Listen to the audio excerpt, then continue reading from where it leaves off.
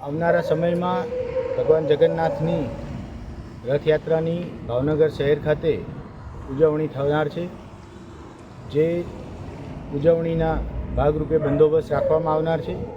એના અનુસંધાને આજરોજ સિટી વિસ્તારના તમામ પોલીસ અધિકારી, કર્મચારી અને ડી સ્ટાફના જવાનો તથા એલસીબી એસઓજીના અધિકારી અને કર્મચારીઓ સાથે સી ડિવિઝન ગંગાજળિયા વિસ્તારનો રથયાત્રાનો જે રૂટ છે એ રૂટ ઉપર ફૂટ પેટ્રોલિંગ રાખવામાં આવેલું હતું।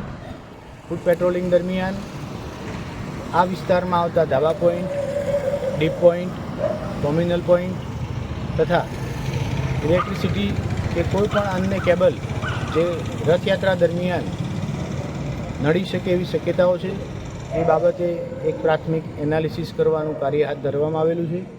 આ રીતે આગામી 7 જુલાઈ 2024ના રોજ ભાવનગર શહેર ખાતે જે રથયાત્રાની ઉજવણી થનાર છે એનો પ્રારંભિક તબક્કો આજથી શરૂ કરેલ છે।